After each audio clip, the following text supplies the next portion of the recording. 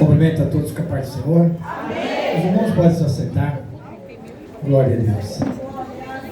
Deus poderoso. Irmãos, eu quero, em nome de Jesus Cristo, agradecer essa tão rica oportunidade a mim dada, a qual eu me sinto lisonjeado. Nosso amado pastor Edson, nossa amada pastora Renata, o evangelista Marcos, uma voz maravilhosa, nossa missionária Elisete. Quero fazer menção à nossa amada irmã Joana e a irmã Vandete, que também me acompanhou. Eu quero agradecer aqui publicamente ao nosso amado irmão Mateus, que na verdade era ele que estaria ministrando hoje. Amanhã duplicou o convite ao qual veio até mim. Amanhã eu ministrarei o congresso em Atibaia e coincidiu o nosso amado evangelista presbítero Bruno, pastor Bruno. Ele gentilmente me atendeu ao meu pedido e nós trocamos. Então realmente eu quero agradecer muito a Deus, porque eu não é do meu feitio entristecer as pessoas, Lá em Atibaia faz 4 meses que eles me agendaram, então está agendado. A minha esposa, dia 26, agora faz 6 meses que Deus a recolheu, e ela se faz presente porque ela está em meu coração.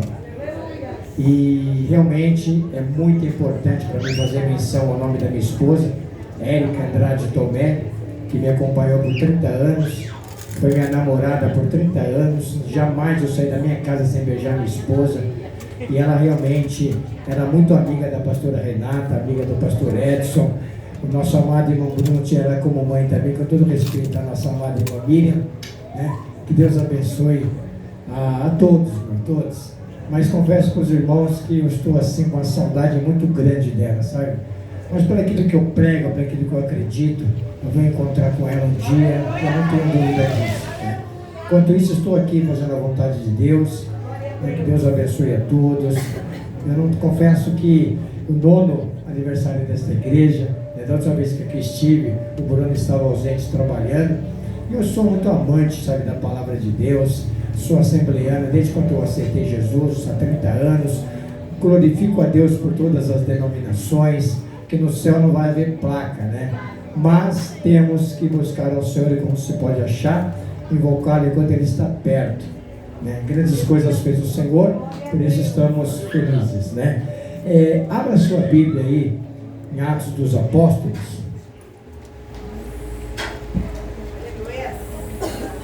Irmãos, eu achei um tema assim maravilhoso, esse tema qual que vocês escolheram, porque eu tenho por certo que Deus alimentará a nossa alma, alicerçará a nossa fé e nos mostrará o quanto é bom nós fazermos a obra de Deus.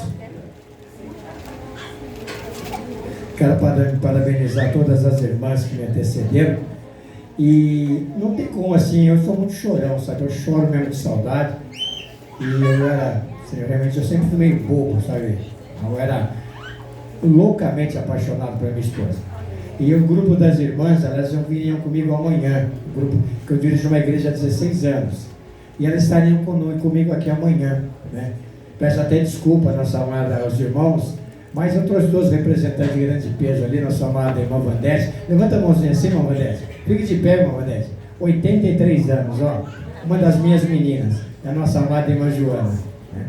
E o grupo lá da igreja chama Labaredas de Fogo. Quando o evangelista Marcos disse, a oportunidade está com as labaredas de fogo, e a minha esposa era fogo puro, sabe? Ela realmente conduzia as irmãs com muita primazia, com muito amor, com muito carinho. Então assim, vocês me trouxeram uma lembrança muito boa. Tudo eu posso lembrar, tudo eu lembro dela. Meus 2 netos, meus filhos, trabalho, igreja, amor, beijo, abraço, tudo eu lembro dela. Então realmente é muito gratificante para mim estar aqui. Se você tem o seu esposo, a sua esposa respectivamente, aproveita, viu? Se está brigado, chega em casa, dá um beijo, faz as pazes com ele, porque não brigue não. A vida é muito passageira, Então o que disse Tiago para nós? Que as nossas vidas são como as ondas do mar, não sabemos de onde vem nem para onde vamos. Que a nossa vida é como um vapor que desvanece, Que pode desaparecer a qualquer momento. Então não brigue com o teu esposo, viu? E faz as pazes com ele. Meu Deus! Glória a Deus. Amém, minha filha? Glória a Deus. Amém? Atos dos Apóstolos, capítulo 1. O meu irmão, que me antecedeu, o evangelista Marcos, ele leu a partir do versículo 6. Eu vou ler o 5 também e peço para que vocês prestem muita atenção na leitura da palavra de Deus. Por quê? A palavra de Deus, ela é e sempre será mais cortante do que faca alguma de dois gumes. Ela penetra da divisão da alma e do espírito entre juntas e medulas.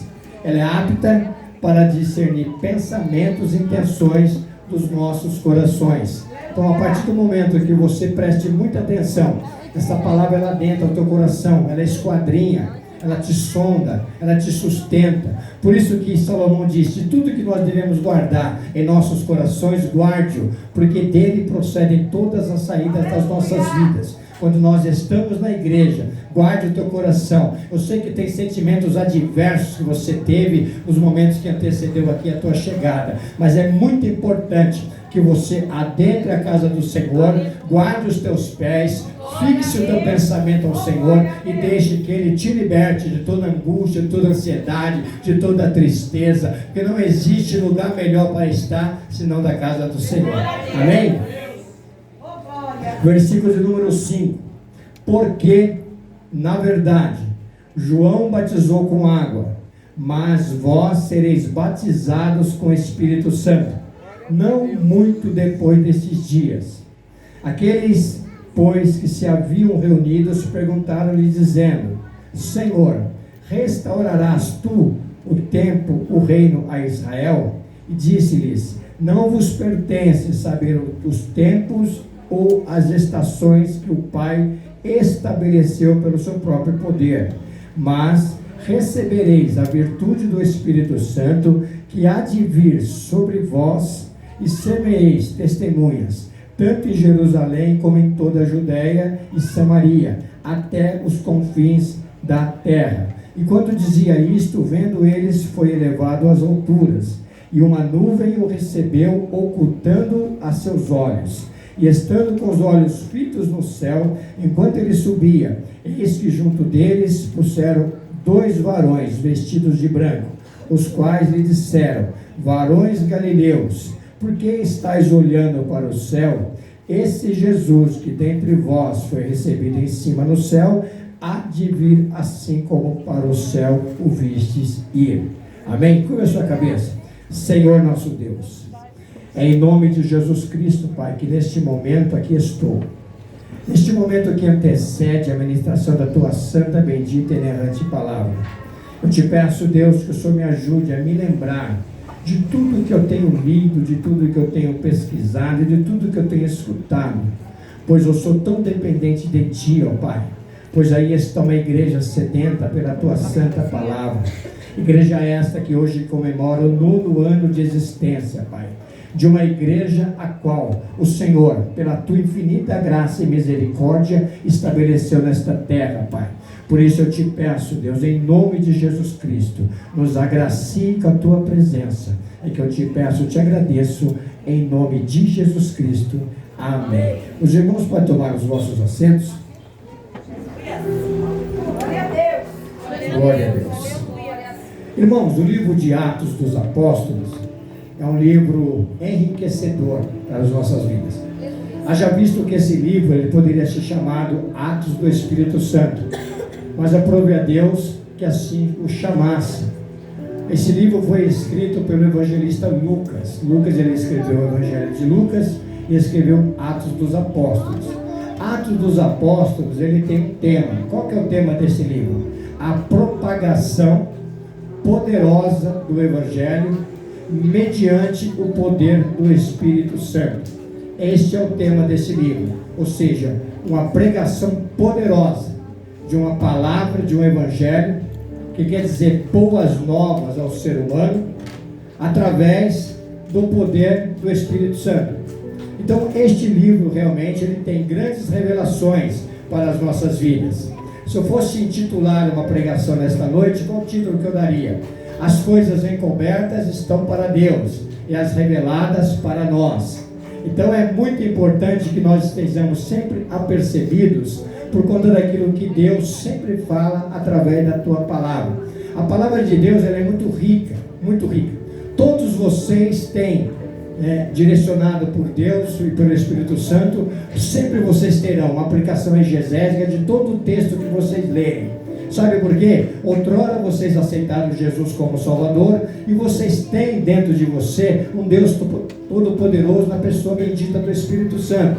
Quando você lê a Bíblia, você pode ter, evidentemente, uma interpretação muito rica dada a você, por conta do quê?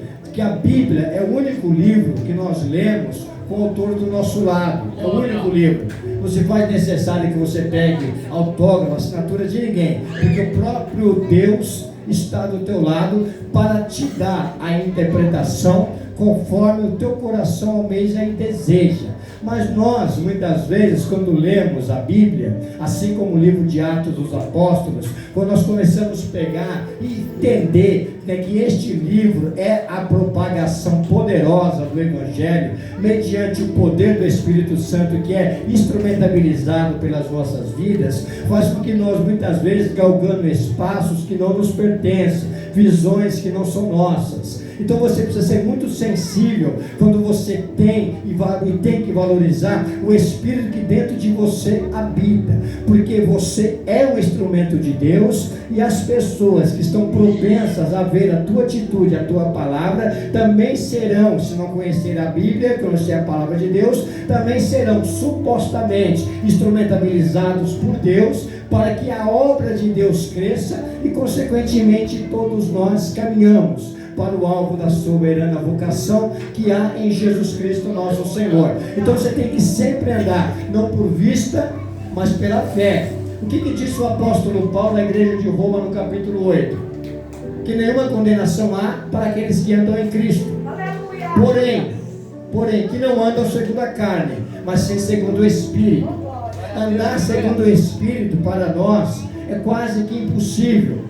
Mas ainda bem que é quase, porque se nós nos esforçarmos, seguiremos muito próximo à estatura de um varão perfeito, tal como disse o apóstolo Paulo. Porque todos nós aqui, um dia aceitamos Jesus como Salvador. E quando assim o fizemos, nós chegamos numa estatura perfeita. Instantaneamente é o momento que você o aceitou. Então você foi liberto do pecado e todas as amarrações do inimigo da tua alma. Porém, você aceitou e continuou a tua jornada no mundo de extrema pecabilidade que nós vivemos, aonde nós aceitamos um Jesus que tem na tua essência a impecabilidade, porque você sabe que Jesus, ele foi, é e sempre será o nosso Cordeiro imaculado, sem manchas, sem nenhum tipo de falhas, que fez com que ele fosse levado ao madeiro, a ser submetido à mais terribilíssima morte a como o ser humano foi acometido, que foi a morte de cruz. E após tudo isso,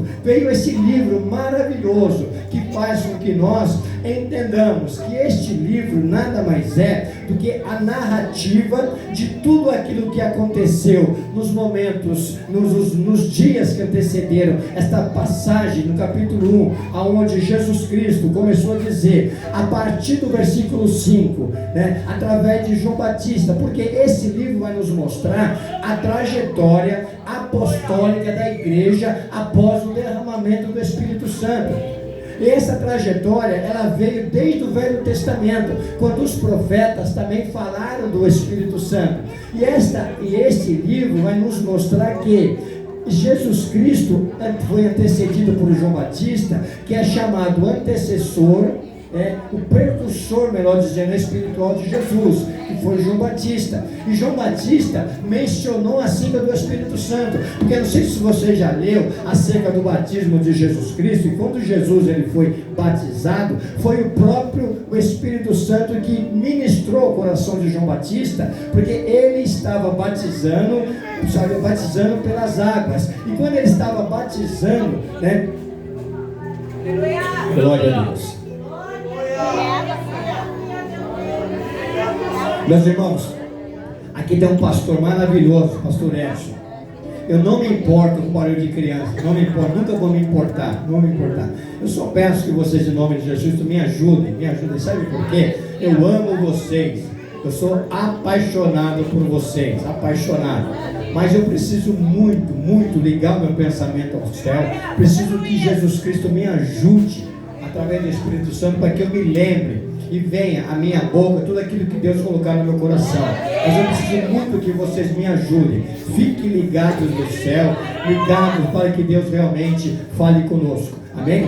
Enquanto João Batista estava batizando, foi o próprio Deus que revelou a João Batista quem era Jesus Cristo. Por quê? Quando João Batista estava batizando, João Batista tinha muitos seguidores. João Batista era chamado no Novo Testamento como o evangelho primitivo, porque tinha líderes, tinha seguidores. Então João Batista teve a oportunidade de batizar e não identificar Jesus como Deus, porque várias pessoas estavam chegando. Quando Jesus chegou até João Batista e pediu para que fosse batizado, o próprio Deus revelou a João Batista quem era Jesus Cristo.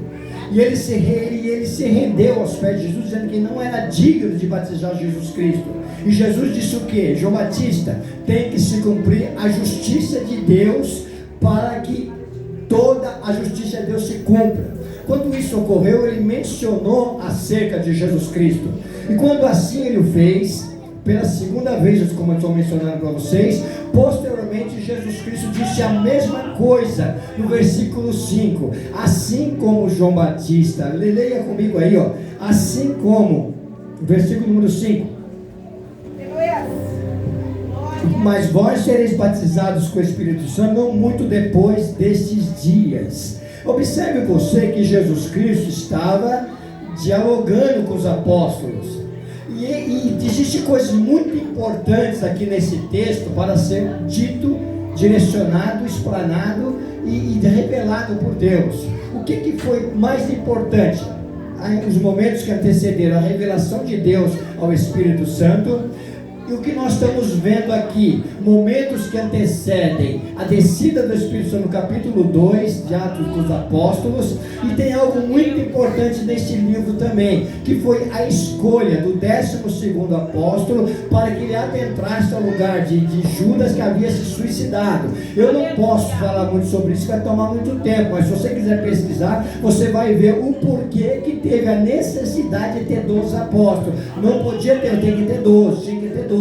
E quando isso ocorreu, eles começaram a conversar, e Jesus Cristo os indagando. E observe vocês que todos eles eram judeus, e eles estavam observando o que? Aquele que havia sido morto, que já havia sido crucificado. Diz a Bíblia que Jesus Cristo morreu, ele morreu, ressuscitou e ficou por 40 dias instruindo os seus discípulos para que a igreja tomasse uma continuidade. Neste momento o Espírito Santo ainda não havia sido derramado na terra. Por conta do que? Só depois que ele foi assunto aos céus que ele viria. Isso aconteceu aonde? No capítulo 2, onde a igreja estava toda reunida, e isso ocorreu. E ele estava conversando com aqueles apóstolos, com aqueles discípulos, acerca daquele que estava por vir, que eles seriam batizados, porque João Batista batizou com água, e eles seriam batizados com fogo logo depois daqueles dias. Aí quando a gente começa a conversar com Jesus Cristo, você tem algumas interpretações extremamente pessoais,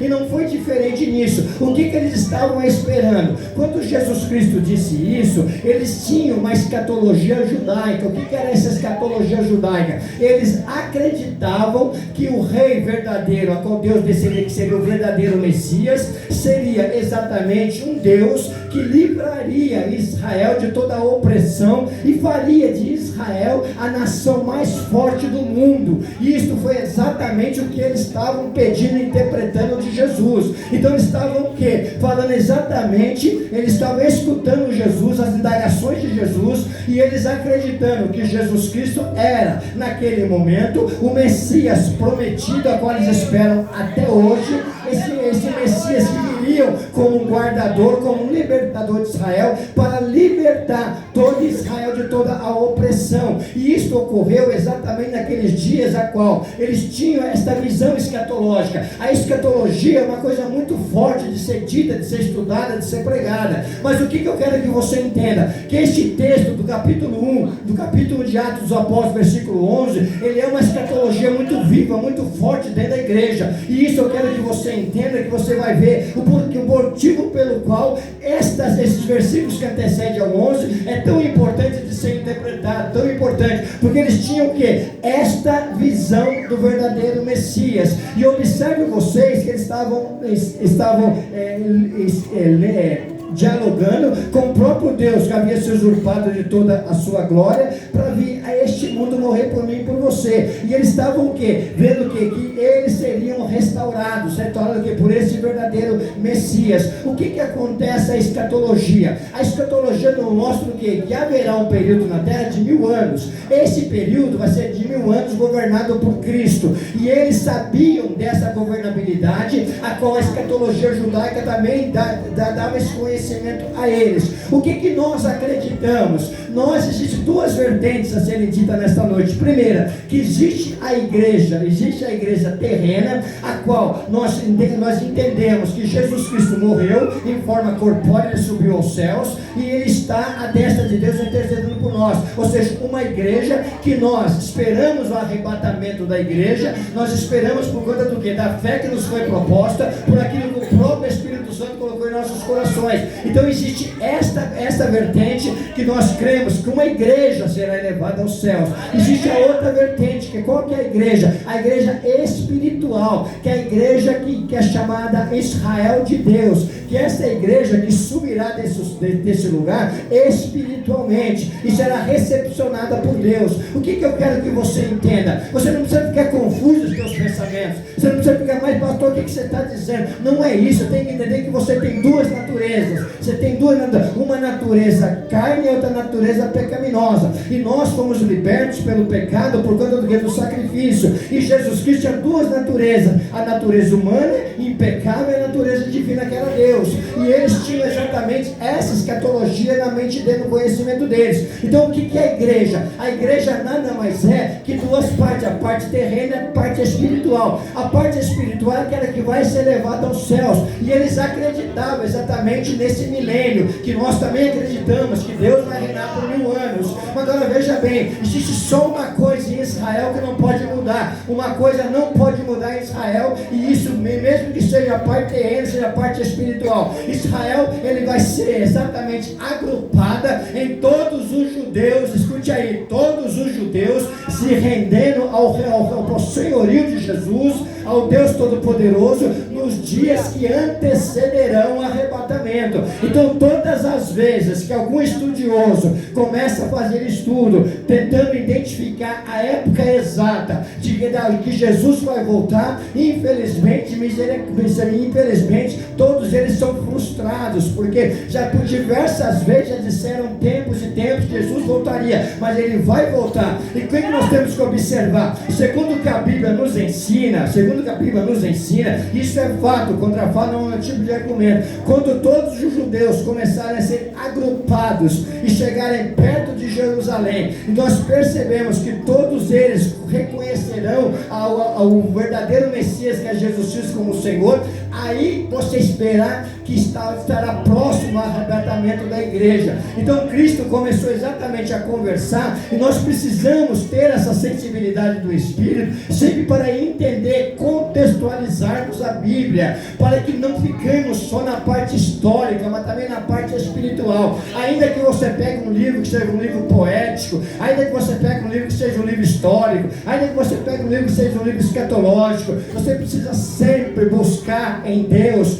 aquilo que você necessita para que a tua alma se alimente. Se você pegar o livro de Daniel no Velho Velho Testamento, que são 12 capítulos, um livro totalmente tem uma divisão, uma subdivisão de 50%. O livro de Daniel nada mais é que 50% histórico, 50% escatológico, muito difícil de ser interpretado, mas aqui eu quero trazer para você uma palavra que vai enriquecer a igreja, que vai fazer com que você entenda o motivo pelo qual você está no 9º aniversário da igreja, a qual o Todo-Poderoso Jesus Cristo faz parte, e está passando exatamente aquilo que ele estava dizendo aos discípulos. Por que ele disse aos discípulos: sejais minhas testemunhas, tanto em Jerusalém como em Samaria, até os confins da terra. E eles começaram a conversar. Converse com Jesus, pergunte. Não tem nada que Jesus não possa te revelar. Sabe por quê? As coisas encobertas são para Deus, as reveladas são para nós. Só que as revelações são dadas de uma forma, não é uma forma muito cautelosa, muito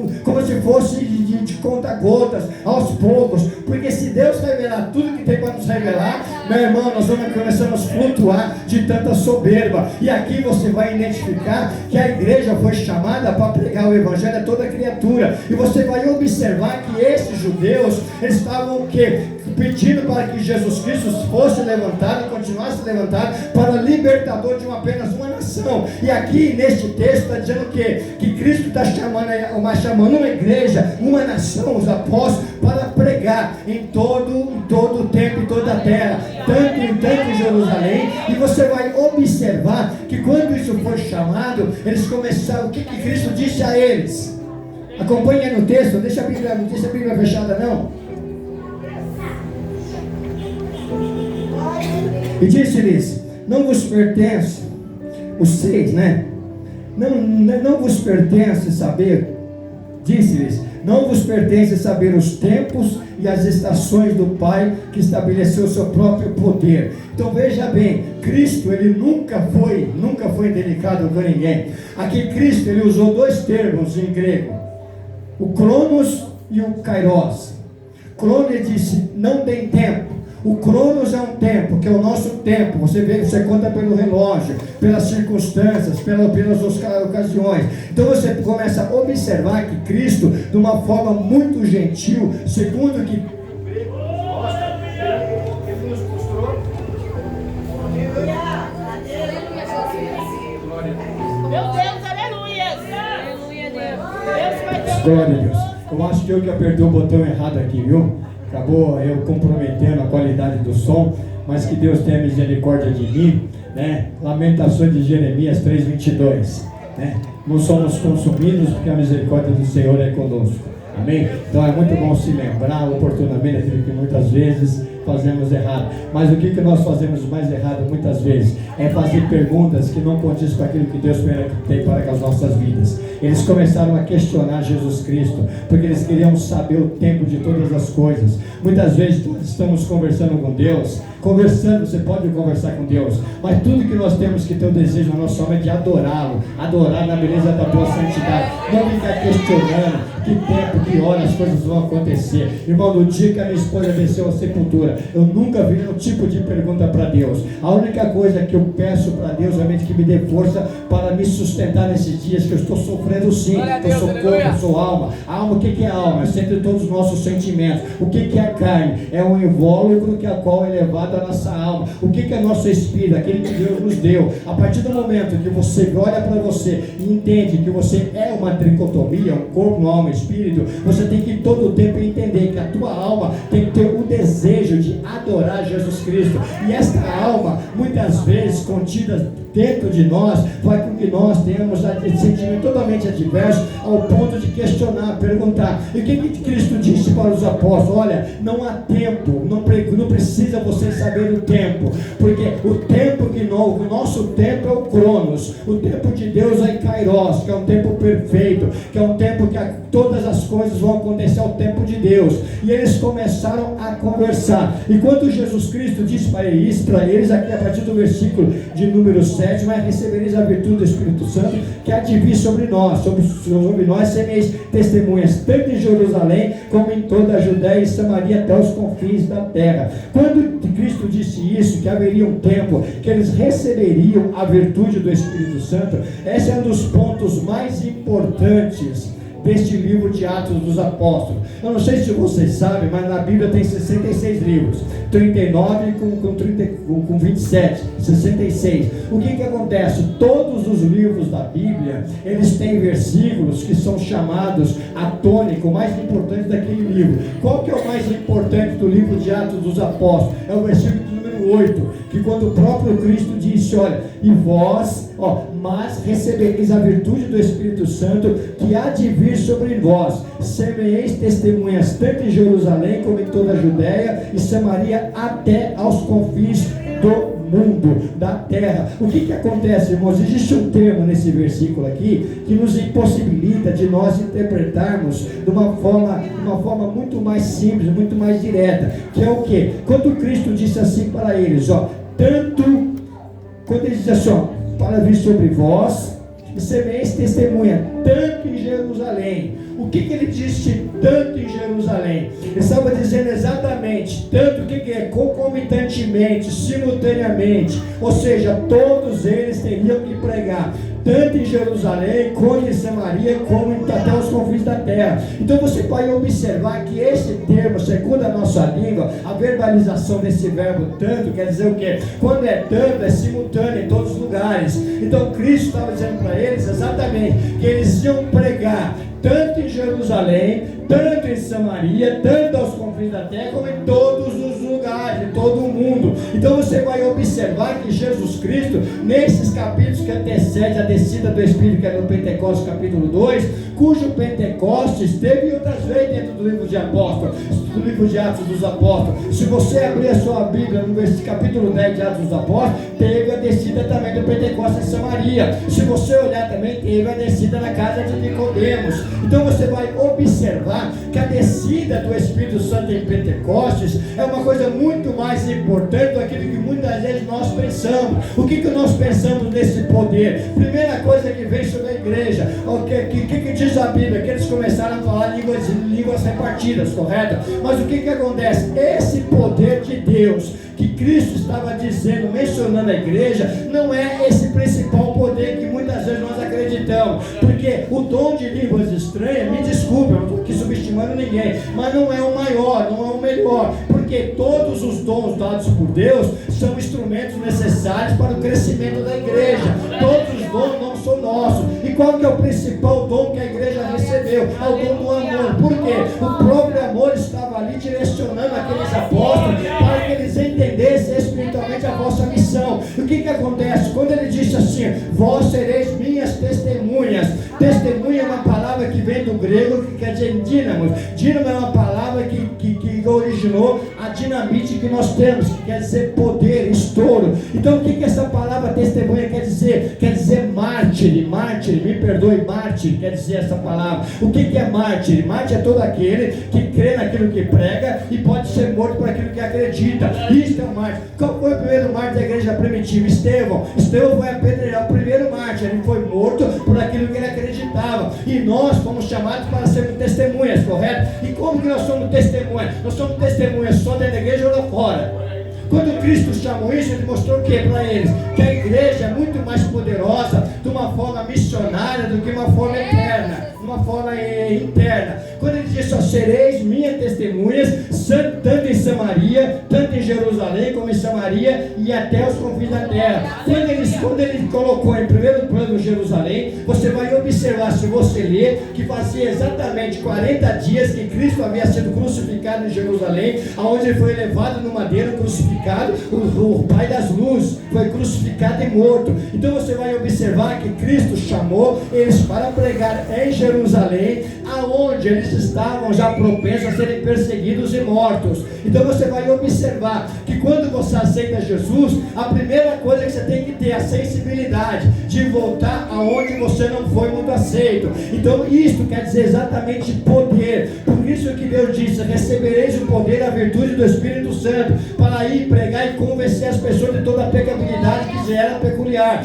E quando você olha para isso, as testemunhas, o que eu ouvi nesta noite? Uma coisa muito interessante: nós não vemos mais sinais na igreja. Ei, escute aí, sinais é uma coisa muito interessante de se ver na igreja. Eu gosto muito de prestar muita atenção. Até falei para minhas meninas: eu não gosto de chegar na igreja atrasado, eu sempre chego no começo. Por quê? Para mim ficar apercebido de tudo que eu escuto, de tudo aquilo que eu vejo, porque todos vocês são pessoas espirituais, e Deus coloca em nossos corações, através da nossa verbalização, aquilo que Ele quer que todos escutem. Quando nós falamos de sinais, Cristo estava dizendo para serem testemunhas, para serem o que? Mártires. O que é mártir? Como eu disse, eu vou repetir por diversas vezes: mártir é aquela pessoa que dá a tua própria vida por aquilo que acredita. Se você acredita e tem fé, você vai ser reconhecido, ainda que você pague a sua própria vida. Nós estamos num país que até então era uma liberdade total, já não está tendo mais. Se você observar realmente os caminhos que está direcionando a nossa nação, pode ser que chegue um dia que sejamos nós proibidos de pregar este evangelho. Aí vai chegar exatamente ao ponto de ser martirizado um de nós,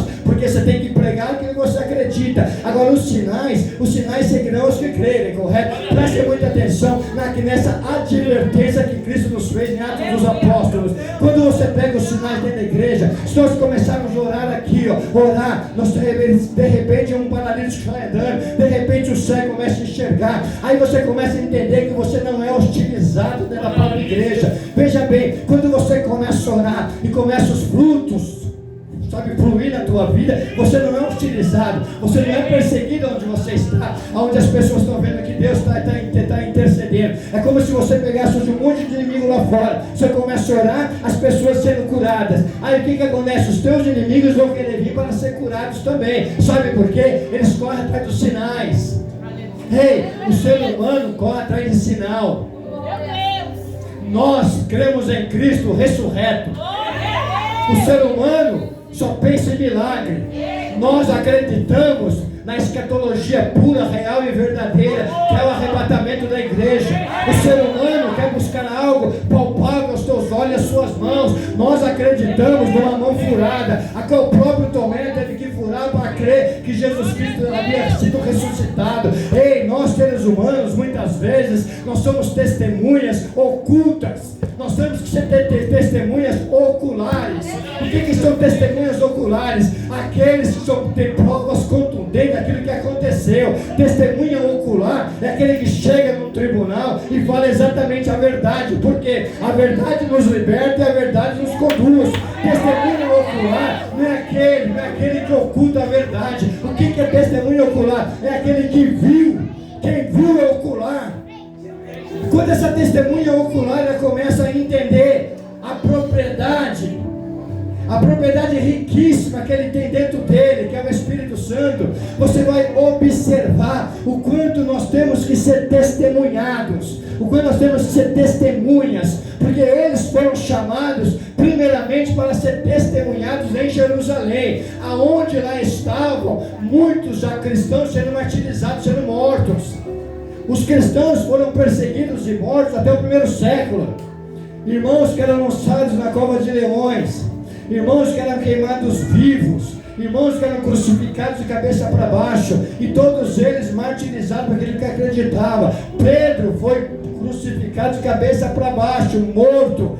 Ei, você sabe o que significa isso? Atos dos Apóstolos, mostrando exatamente para nós que Cristo disse assim para os apóstolos: ei, não adianta ficar questionando, ei, não adianta ficar perguntando qual que é a tua função da igreja, no nono ano desta igreja. É você continuar fazendo aquilo que Deus propõe no seu coração, é você pregando o evangelho gratuitamente às pessoas, pregando a propagação do evangelho, conforme disse o evangelista Lucas, mediante o poder do Espírito Santo. E esse poder exatamente está intrinsecamente ligado a esse testemunho que nós temos, um testemunho ao ponto de sermos martirizados, mas não podemos nos envergonharmos. E eles estavam o quê? Propensos a fazer, sabe o quê? Pegar Jesus Cristo para eles como o Salvador verdadeiro de Israel, aonde Jesus Cristo libertaria Israel de toda a opressão, e aonde estaríamos nós se esse evangelho não fosse dito tal como dito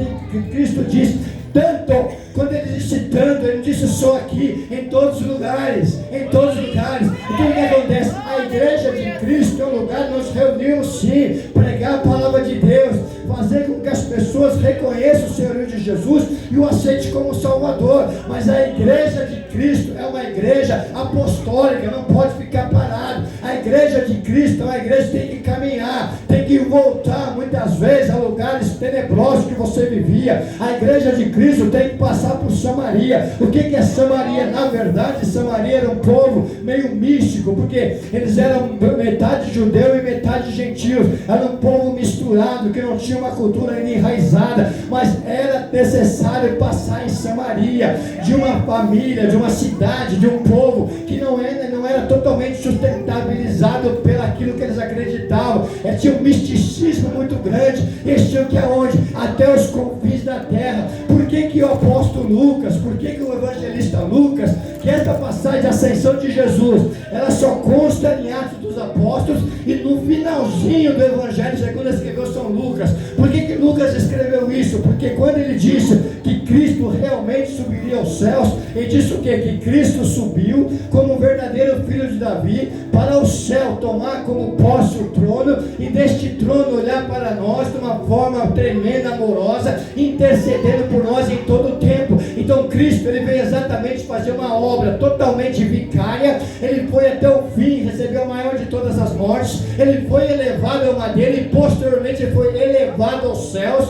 E quando ele foi elevado aos céus, o apóstolo, o evangelista Lucas diz exatamente isso. É lá no céu que ele está, é lá no céu que ele te olha, é lá no céu que ele te contempla, é lá no céu que ele cuida de você, porque não teria como Jesus Cristo ficar nesta terra. Ele foi exatamente como aquele que foi o nosso Redentor, e o nosso Redentor, ele vive, o nosso Redentor está lá no céu olhando para nós. Este Redentor que vai fazer com que aqueles que morreram ressuscitarão primeiro, e entre esses serão ressuscitados. Está a minha esposa ressuscitando, e nós estaremos vivos, tal como disse o apóstolo Paulo.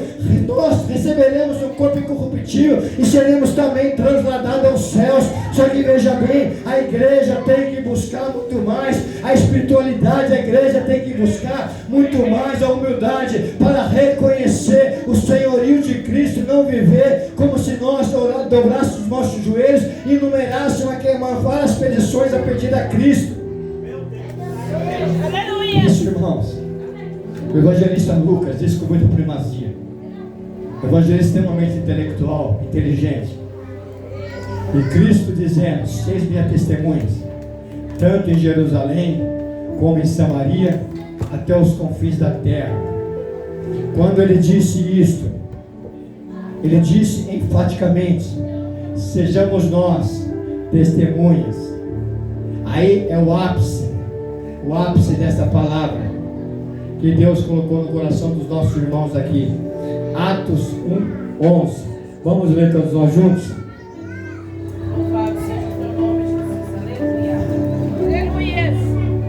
Glória a Deus.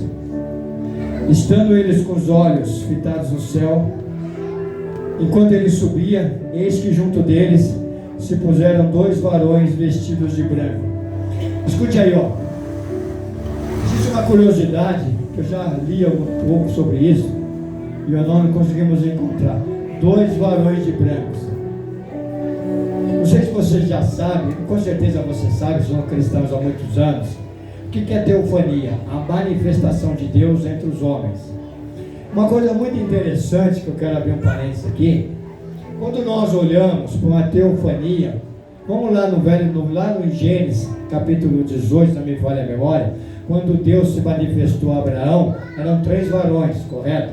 Alguns estudiosos chegam a dizer que era Pai, Filho e Espírito Santo. Eu particularmente sou um pouco exagero, mas eram 3 anjos. E aqueles 3 anjos, por que os estudiosos falam isso? Porque aqueles 3 anjos, se eles fossem literalmente anjos somente, eles não teriam aceitado a adoração de Abraão quando se curvou mediante eles ficaram. Agora veja bem, 3 anjos, qual foi a instrumentabilidade deles com Sodoma e Gomorra? Anjos vieram para salvar. Agora uma coisa muito interessante desse versículo é o seguinte: quando nós pegamos esses anjos, que é a teofania de Deus, Quando eles vão embora, você não consegue encontrar nenhum texto bíblico, nem na história, o que isso foi feito do corpo. Você não consegue identificar. Veio o anjo, na instrumentabilidade dele, falando com você. Não sei se você sabe, mas a Bíblia diz que nós, muitas vezes sem saber, hospedamos anjos. E anjo não foi feito para ser adorado. Se você estudar sobre anjos, você vai estudar angelologia, que é estudo sobre os anjos. Se você ler sua Bíblia em Hebreus, lá está escrito assim, ó, que anjos são seres ministradores que trabalham a favor daqueles que vão lhe dar a vida eterna. Quando esses anjos são usados por Deus para falar, eles não ficam muito tempo e vão embora. E aonde foram parar os corpos desses anjos?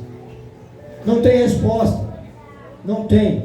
Eu não sou curioso ao ponto de perguntar para Deus aonde foram parar. Agora veja bem, preste atenção. Jesus Cristo se encarnou. Não se encarnou. Diz a Bíblia em Filipenses capítulo 2, que Cristo, sendo Deus, obrigado irmão, não tendo como usurpação ser igual a Deus, se esvaziou de toda a sua glória e veio este mundo morrer por mim e por você. Cristo veio, no ministério extremamente curto de 3 anos, foi crucificado e morto.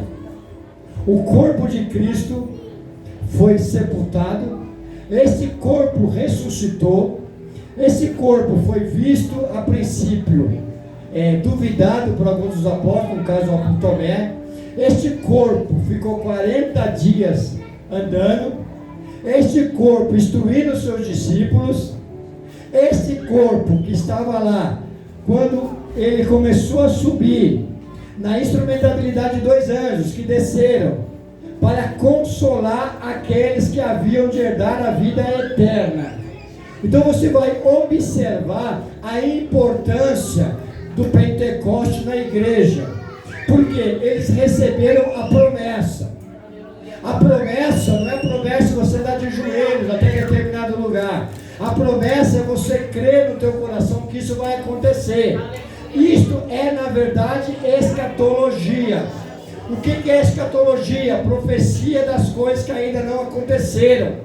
Quando eles estavam com os discípulos, ele estava ressuscitado.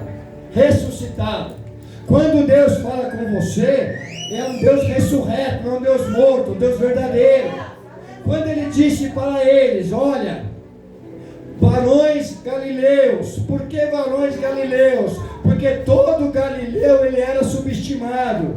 Galileu era uma cidade onde as pessoas não tinham crédito, as pessoas não eram estabilizadas financeiramente, era a cidade onde tinha as pessoas mais pobres. E observe você que aqueles anjos vieram exatamente para consolar aqueles que a princípio havia perdido, aquele que ele acreditava que seria o libertador de Israel, o salvador, o guarda de Sião. Então você vai observar que muitas vezes nós andamos desesperançosos, andamos deprimidos, andamos doentes, mas sem nós percebermos, recebemos visitas, teofania, anjos para nos consolar, para nos mostrar que a promessa dita por Jesus, nos versículos que antecedia a descida do Pentecoste, que foi o Espírito Santo que veio para dar poder para a igreja, poder. Só que este poder foi exatamente dado para aqueles apóstolos que acreditaram. Não sei se você sabe, mas quando esse Atos dos Apóstolos, lá no capítulo 2, que eu não quero me estender até lá para terminar aqui, quando veio a descida do Espírito Santo, quantas pessoas estavam dentro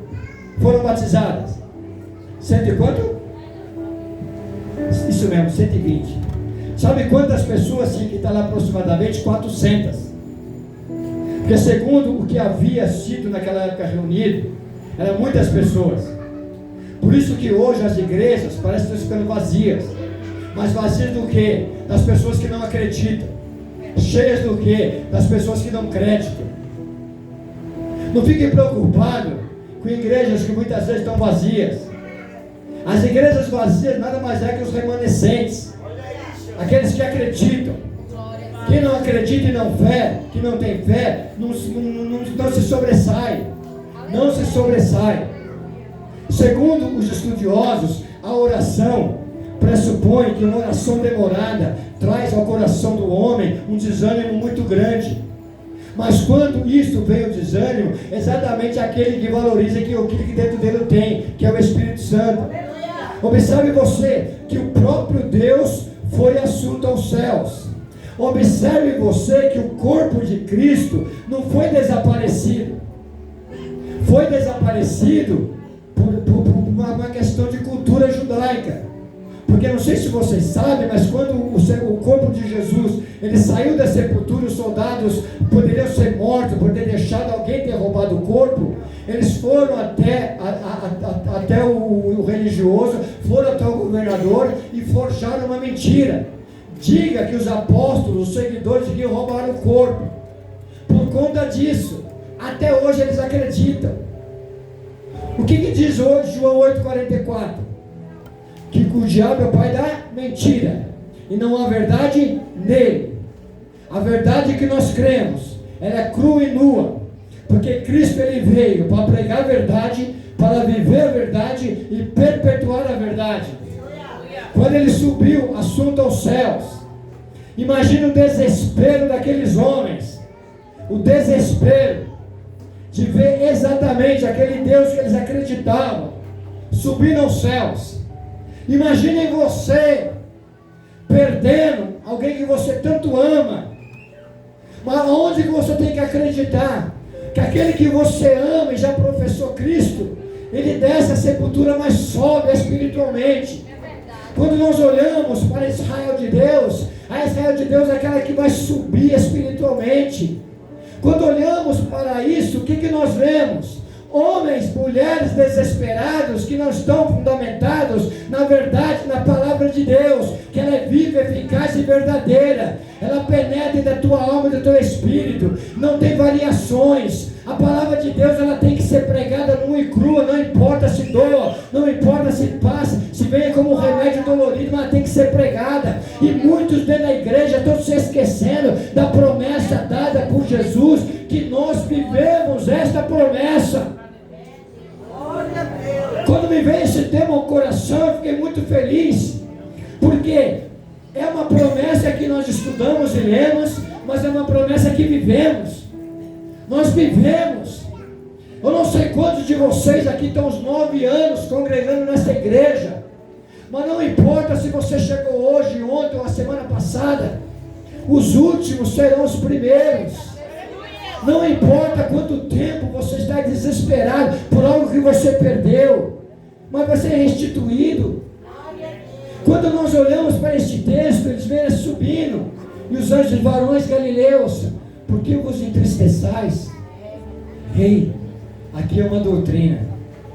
Cristo subindo, e o mesmo Cristo descendo. Anjos ministradores, que trabalham a favor daqueles que vão herdar a vida eterna. Ele estava como instrumento de Deus, dizendo: aqueles apóstolos a você, este Cristo que você viu subindo, é o mesmo Cristo que você vai ver descendo. E quando ele disse isto, ele foi subindo e começou a desaparecer naquelas nuvens. Ei, fecha o teu olho aí, ó. Você já deve ter escutado que quando foi dado a Moisés, na tua instrumentabilidade, a reconstrução, da arca do templo, eles levavam todo o sacrifício ao sacerdote. O sacerdote adentrava, sacrificava o animal e adentrava dentro do templo para chegar até um lugar chamado Santo dos Santos, ou lugar chamado Santíssimo. E lá aspergia aquele sangue. Quando aspergia aquele sangue, subia-se exatamente uma nuvem, e aquela nuvem era exatamente chamada como Shekinah, a manifestação da glória de Deus visível aos olhos dos homens. Eu quero crer, irmãos, se você realmente tem entendimento da palavra de Deus e quer compartilhar com este humilde pastor que vos fala, que vos prega, que quando ele subiu, aquela nuvem nada mais era do que a glória de Deus, mostrando aqueles apóstolos na instrumentabilidade do dos seus anjos que olharam para cima e viram literalmente a glória de Deus, porque aquela nuvem simboliza o que? A glória de Deus. Não pense em você que é uma nuvem qualquer, não pense em você que é um céu qualquer, é um céu totalmente direcionado para receber aquele que outrora estava aqui como Deus e foi elevado em meio às nuvens, e as nuvens nada mais é do que a glória de Deus. Quando eu olho para o céu, eu vejo Deus. Não existe coisa mais prazerosa para nós do que nós almejarmos, queremos em nossos corações de sermos recepcionados nesta glória, a qual tu é participante. Nós seremos coparticipantes por conta da tua morte vicária na cruz do Calvário, e eu não tenho dúvida que nós chegaremos ao ápice da salvação da nossa alma, porque nós estamos aqui muitas vezes fadados realmente a dor que é muito grande em nossos corações, a dor que é muito grande em nossos corpos, o desespero pelo problema que vem, mas nada se compara àquilo que está por vir. É você subir aos céus e sentir e ver aquela glória, o Shekinah, visível aos teus olhos. Foi isso que os apóstolos viram, e foi para isso que eles foram chamados, para acreditar. E após isso eles começaram o quê? Começaram a pregar, começaram a falar do amor de Deus. Diz a Bíblia que o apóstolo Pedro, aonde ele passava a sua sombra, curava os enfermos. Aí o que acontece? Eles começaram a pregar, e chegando no capítulo 2 de Atos dos Apóstolos, eles foram revestidos por aquilo que o próprio Jesus prometeu. Ele prometeu e deixou, ele prometeu e deu. Ei, valorize o que você tem, que é a tua vida. Valorize aquilo que tu carrega, que é o Espírito Santo. Valorize a tua fé. Você crê nisso? Vamos estar de pé por Jesus. Glória a Deus.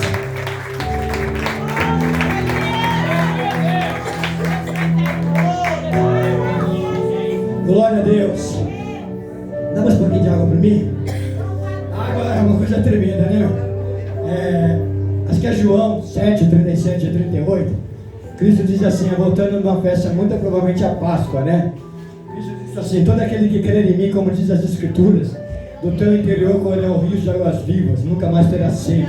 A sede que nós buscamos, que sacia o nosso corpo é a água, mas a sede que sacia a nossa alma é o Espírito Santo. É esse que é o nosso Consolador. Ei, observe aí, Cristo sempre pregou sobre Deus o Redentor.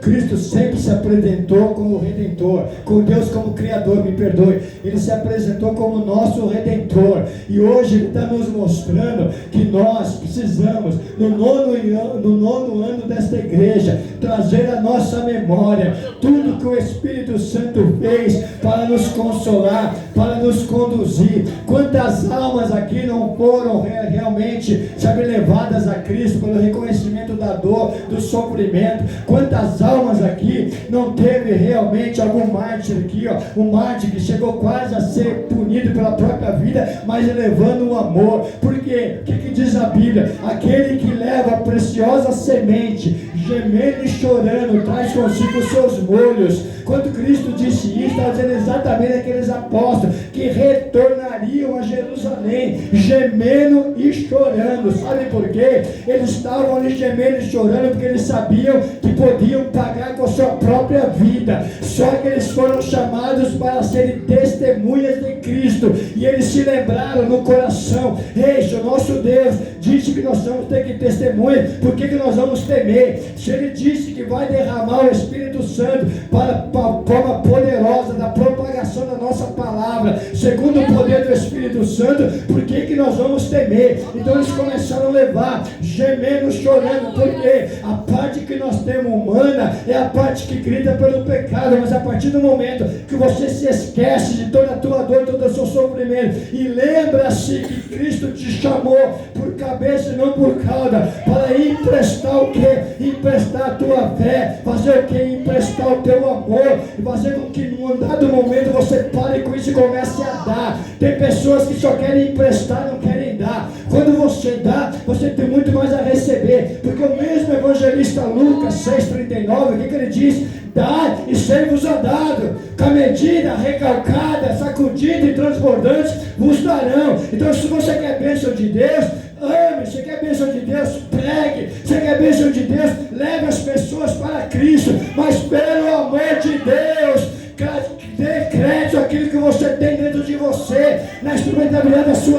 você é forte. Diga para o seu irmão, diga ao fraco, eu sou forte. Você é forte, você não é fraco. Você tem um Deus Todo-Poderoso que olha pela tua vida, que te guia, que faz com que você vai andar em verdes pastos verdejantes, vai te guiar a águas tranquilas, porque Ele é o Senhor, é teu pastor, nada te faltará. Ele vai te deitar em verdes pastos verdejantes e vai fazer com que você entenda que você vive a igreja apostólica, que a igreja que foi revestida pelo Espírito Santo para ir a este mundo, pregar o Evangelho a toda criatura, e todo aquele que crer e for batizado será salvo. Esta é uma ordenança de Cristo. Ordenança, levante a tua cabeça, mulher, levante a tua cabeça, homem. Pare de murmurar, pare de reclamar, pare de questionar. Tão somente coloque o capacete da justiça, as sandálias da humildade e comece a pregar de uma forma muito mais veemente, impetuosa, porque descerá sobre ti um vento impetuoso e veemente, e com certeza tu falarás em novas línguas, tu serás renovado pelo poder que há no nome de Jesus. Todas vão Senhor.